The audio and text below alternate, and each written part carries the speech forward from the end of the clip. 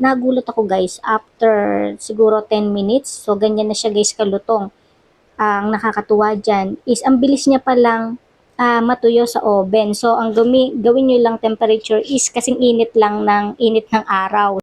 So guys, ito yung una nating kailangan para sa ating rice paper sail cake topper. So yan kailangan natin ng rice paper syempre, and then tubig at food color, and then yung pagpapatungan natin pwede din na silicone mat, yung po pwede din siyang mainitan or pwede din mai-oven. So ganyan lang, ibabad lang natin siya ng bahagya yung ating rice paper sa ating tubig na merong food color. Depende sa inyo kung anong food color yung inyong nais, syempre. So, ako, very light lang yung inyong ipapatak o ating ipapatak sa tubig na food color. So, depende sa inyo kung ano color yung inyong gusto. And then, ayun lang, pwede nyo ipit ng damit yung pinakamat nyo para magkaroon siya guys ng lukot para mas maganda yung curve sa pinaka inyong sail. Pwede din naman naisip ko, hindi ko naman na siya maibibilad kasi kulang na ako sa oras dahil rush na nga itong paggawa ko ng cake. So, naisip ko, i-flat ko na lang dyan sa aking silicone mat.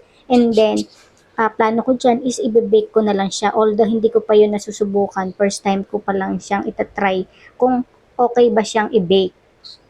So, ginawa ko, naka-flat na lang yung mat. And then, ipinlat ko na lang din yung mga rice paper natin na binasa.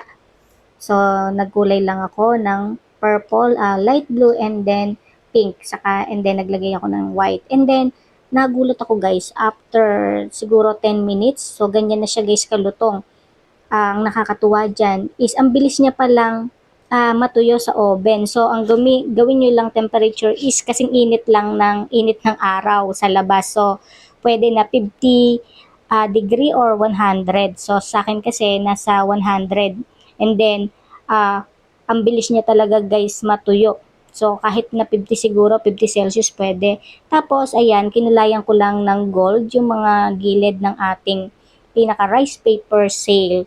O, diba? So, ito guys, sinubukan ko din siya guys i-chiller kung lalambot siya. Ang nakakatuwa dyan guys, hindi siya agad lumambot. So, okay nyo na din na i-chiller yung inyong cake. Pagkatapos nyong malagay yung inyong mga cake toppers. So, bali lahat ng toppers na to is edible siya guys. So, sabi ko nga sa inyo guys, kahit medyo hirap talaga tayong gumawa ng mga 3D toppers. So, kailangan nating pag-aralan talaga. Minsan kasi may mga pagkakataon na mga yung topper nating in order is hindi pa dumadating or walang available dun sa ating supplier. So, para sa akin, kahit nahirapan ako dito, ay nabigyan ko naman siya ng maayos na outcome.